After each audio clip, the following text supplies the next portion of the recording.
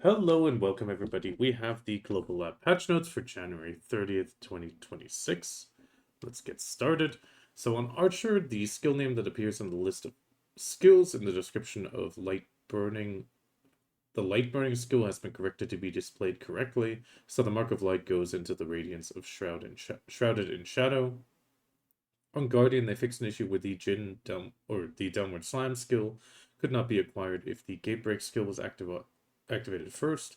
Then on Seraphim, they improved so you can use link skills while the effect of Unwavering Will 2 is maintained after Twist Pull.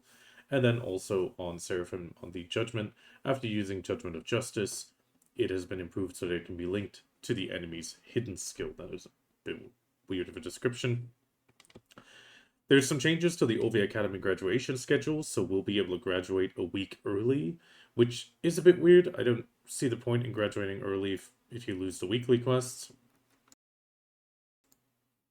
Then we have the ending of the Guild League regular season, so this will be ending on February 4th and 5th on global release. So the following rewards will be awarded based on the final ranking, and they will only be given to guilds with a record of 10 or more matches at the end of the season. In the case of guild member rewards, they are paid to guild members who have joined the guild for more than 14 days. So here we have the first place guild league, 500 billion silver, red title guild leaguer, some extra rewards, 5,000 crown stones, some immortal harmonies, immortal perfumes of envy, and well, pretty much the Adana perfumes, some whale tendons. We also have the second place still get 400, third place 300 trillion. Then fourth to 10th, 2 trillion. Then we have 100 billion silver on the 11th to 20th. Actually, 500 billion. I think that would actually be.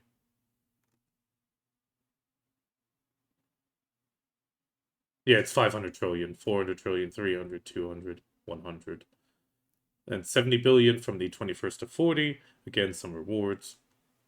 And then 41st to 60th with 500 billion in guild funds. And then the rest as individual again. The title you will acquire will remain until the next Guild League season ends. Then we have a big change, the rock meta, as PA called it. Pretty much the heavy DR reduction is going to be looked at. Accordingly, Dawn Crystal damage reduction has been adjusted, and pretty much all the crystals have been adjusted. So here we can see the Dawn crystals right now obviously give minus sheet AP and give plus sheet DP and 25 damage reduction, for damage reduction. This is now being completely overhauled, so we can see here it effectively goes on the all attack power reduction with a damage reduction of added up to 27. Pretty much the the Han and the Jin both remain at the same damage reduction of 27, and the all attack power plus 60. So overall, the upgrade will probably still only give the HP. The Bond is looking at minus 60 attack power as well. Same for the Wan, but the damage reduction is obviously a lot lower with 18 and 15. Following this pattern, we also have the same change on the evasion crystals. The minus sheet AP is being removed for the all AP. Then we also have the evasion being adjusted to just plus evasion.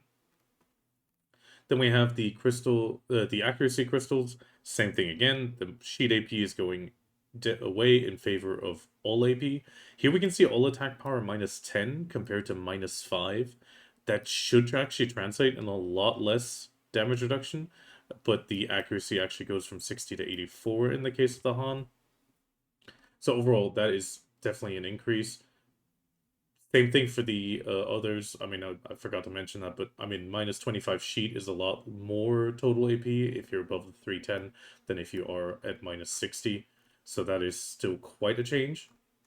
Then we have on the BSR the notational or sheet AP reduction on the Jin, Wan, and Bon and Wan, pretty much also changing to all attack power. Again, minus 2 should translate to about minus 20 actually, and here we only have minus 6. So overall, this should remain as a positive net gain.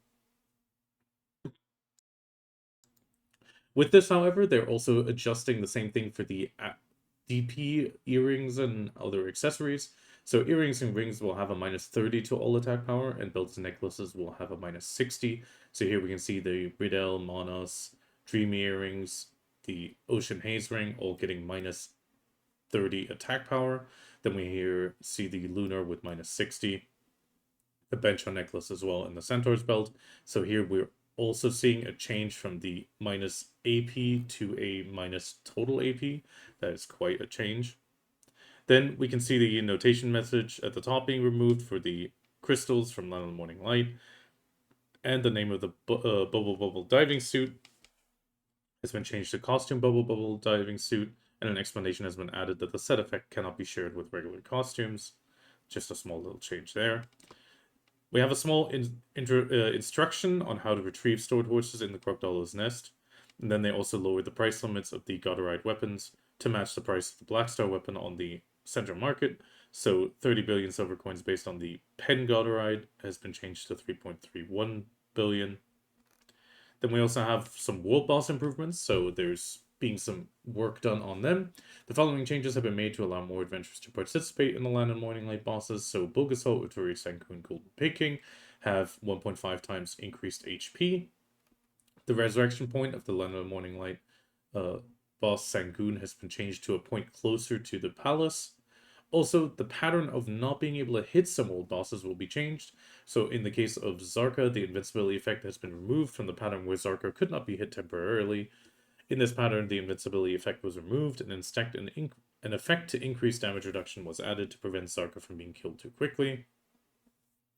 World bosses, pretty much Bulgasol and Uturi, has been changed to be able to be hit as soon as it appears. When appearing, the presentation is the same as before, but the damage reduction rate increase effect is applied. We have the same thing for the Black Shrine, actually. Here we can see Gumio, Golden Peking, and Sangoon have also been adjusted, so the knockback status effect of Gumio has been removed during the subjugation. The damage of the enhanced charge attack at rank 10 has been lowered. On Peking, the guard crush effect of the last attack on the consecutive jumps has been changed to a knockdown. This change has been made to make the gimmick by defeating Golden Peking more smooth. And then on Sangoon, the damage from the biting attack has been reduced by approximately 35. I do believe this is... Mountain Army is a bit weird, but I think that might be the summoned tigers if you took some damage. Also, some improvements to the hunting monsters in Camasylvia. The issue where monsters would move abnormally during battles has been fixed, and the damage dealt by the Wild Feather Wolf and Wild Fiddle have been reduced by roughly 18%. Then we have some quest and knowledge adjustments, so some objectives has been changed where they lead you. This is mostly for the hunting and cooking classes. The quest to obtain the Inferior Speedboat registration certificate in advance during the sail quest has been changed to avoid difficulties in proceeding with subsequent quests. So overall, you'll get the boat easier. The campus of the Olvia Academy has also become more bustling. Speech bubble dialogue has been added to NPCs placed within Olvia Academy. The quest guidance for objectives of defeating the Star's End monsters have also been changed, and this has been adjusted for the Star's End quest and the repeatable. Star's End also has, when completing the main quest, the automatic movement path and locations of some monsters have been changed to avoid crossover with the renewed Star's End monsters. Also, they've improved the exchange confirmation message to appear when exchanging Heroine's Brilliant and Splendid fairies for mythical feathers. There's also a title added, Olvia Frontier. This will be added or given to you when you talk to Justin Bartali and ask him about the meaning of Olvia Frontier. In accordance with the revamp of the Magnus main quest, the conditions for the Garmoth Heart have also been changed. So it used to be level 61, 200 hours cumulative gameplay, and the obtained knowledge of, I believe that's Wuju, and now you just need the obtained reward for helping. Pretty much the same one you need to just unlock the Magnus. Then we have a really big thing that I've been hoping for. We're getting some adjustments on Blue Battlefield. So first off, the fort it will have a 25% increased durability or HP. The damage applied when ships below hit the stick have also been increased, so the Panok with 52, the Carex with 52% as well. The inferior Galleon with 870. There is, however, a note that the Galleon, this changes part where the damage to the foot was significantly less, and in reality, the damage is applied 1.16 times that of the Carrack. The damage dealt for the following ships when attacking improved galleys has also been changed. The Panok now does 22.8% more damage, same thing for the Carracks, and 29.1 on the Galleons. To be honest, I don't feel this was really necessary, but because sometimes it feels like we get sunk way too quick. Then we have the Etheria Heavy Sailboat, which I believe would actually be the Volante. The existing speed reduction is 15, making it one of the most important and fastest ships in Blue Battlefield, also causing the most desyncs. However, this change will now be changed to 20%.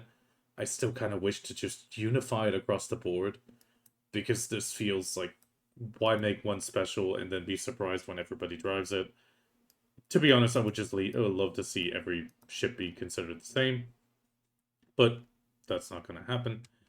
Then we have the Blue Battlefield reward increases. So this is actually a second part that's quite big. So you can now obtain the participating in winning Blue Battlefield rewards have been changed. So overall, the increase has been on a tier 5 now to 6 to 8 billion, on tier 4 5 to 7 billion in guild funds, and tier 3 4 to 6 billion. They will also be awarding wave crystals. The item will be in the, well, exchange UI, and you can obtain the following quantities. So step 5 will give you 20 with an additional 10 on the question mark, 17 on step 4, tier 4, 15 on tier 3, and participation also 15.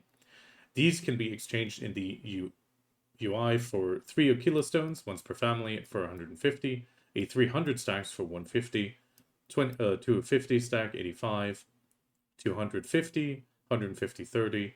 Then we have some titles for 10 exchanges once per family, including some nice ones like Galley Captain, Galley Deckmaster, Galley Deckhand. Kind of a fun RP aspect. But the bigger thing is a weekly exchange for 300 Grandstones for 20 points, which means 2 participations will get you this. Then we also have the 30 points for a Deep Sea Stone Box. Crow coins in the bundles of 1,000 or 500 once a week for 5 and 3. So you can definitely get the crons and 1,000 crow coins if you want to.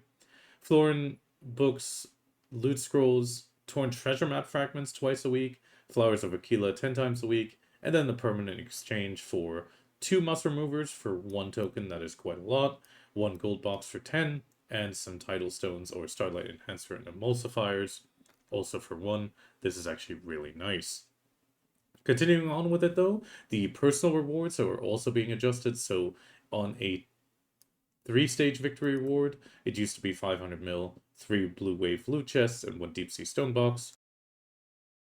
Now it's going to be 1 10 kg gold bar, so that should be 1 billion, with 5 loot scrolls, 1 deep sea, and 15 wave crystals, and also a probability for the origin stone and pirate stone treasure chest, which we'll see in a moment.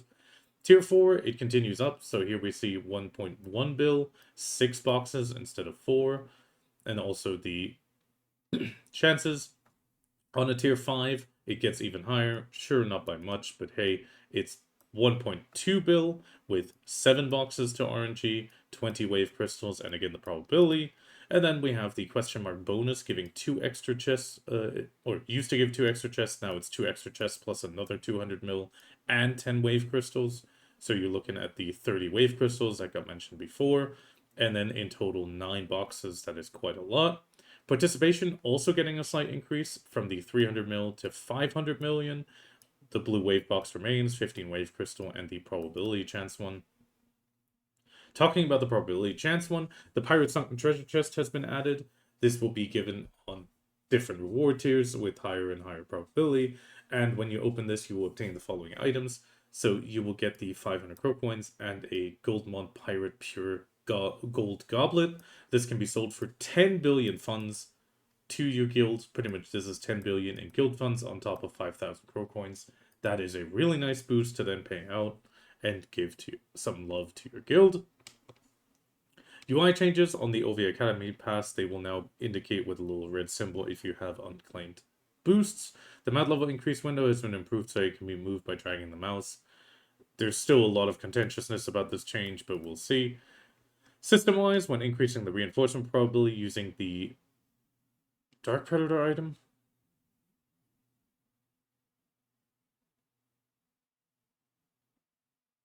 Oh, the Dark Hunger. If the value exceeds 300, it will automatically be removed. I was a bit confused by Dark Predator. And the GM position can no longer be delegated to a trainee guild member. Then we have some general fixes and changes. So they fixed some issues where the opacity of the burning effect on enemies hit by fireball was not adjusted. Then there was some issues where you could use another guild's or alliance supply depot during Node War. Then an issue where monsters in Mirror Mock would temporarily become invisible. Awkward description on crafting materials have been adjusted. Description of the green thumb in the life tab has been changed. Then there's an issue with the Olvia Academy quest board, display different quests at certain times. This has been fixed. They also fixed an issue where knowledge could not be acquired when defeating the... Oh god, I don't even... Oh, it's a knowledge inside the dungeon. The description of the Velsheart and Khanheart combining with the Shiny Alchemy Stone has been added to include the description of the refill materials. Some guild-related text has been removed in the description of items that still contain it. Some Crocodile Nest UI changes. Some die window abnormally exposing an interface size was adjusted to a small size. Then we have some attempt to store multiple identical alchemy stones or equipment in training warehouses at the same time. A warning will now display if you have a contained or died item. Then an issue where the game would intermittently crash during character selection screen has been fixed. Hopefully this will affect my times where it happens. Then an issue where Maywood trees would appear awkward and low graphic detail. Also fixed some awkward terrain near Hosfer Cliff. Then, very important, bush placement in certain locations in Balos Mountains have been adjusted to be more natural. They also fixed some issues where trees and stones would appear awkwardly positioned in the Ross Sea. The map frame in Olvia Academy has been replaced. Some awkward terrain near the top of the main building has been fixed. Issues with the key inputs did not allow progress during the How to Survive quest. An issue where messages would not be sent when sending a whisper, including the ability to share a quest with an adventurer on another server, has been fixed. The issue where the MyMade Olvian Frontier was not possible has been fixed. Also some expressions from the O and X social actions. And then we have a slew of pad mode fixes, where Aggressessence Tooltip, palette description in the die window, a key guide to allow you to use the experience points, vehicle level increase UI, and also in the Marnie report UI. And finally, they fixed some issues where snapping the reward icon was not possible when opening the Olvia Academy UI. TLDR fixes, the most important one definitely being the bush adjustments. Then we have some system changes, nothing too grand. Olvia. The rewards for Blue Battlefield are looking really solid now. They're actually looking in a really good place, especially the exchanges for these wave crystals. These are definitely looking very, very nice. General rewards for the guild also very much improvement. The damage increases, sure, I can see the damage of the ships towards the stick being bigger, making having more ships more important, but the damage towards the guild galley feels a bit much. Then in general, some nice titles, always nice to get them. Quest adjustments. World boss adjustments also sound nice. No longer hitting the invincible wall of a boss. And then in general, the AP changes do look quite interesting. It looks like we will get punished less across the board. I mean, obviously 25 and 60 seems like a lot, but generally the 25 sheet definitely translated to way more than 60 total AP reduction. So this should hopefully adjust it. A little bit sad that it's towards the end of the Guild League, because to be honest, Guild League has not been a lot of fun after the rewards ended, simply because of the DR meta that has been like hitting brick walls. And then in general, the graduation schedule. I guess it's kind of nice, but I don't see the reason to graduate early if you can still get those extra rewards. And with that, I wish you the absolute best of luck, and we're gonna process this later, and I will see you then.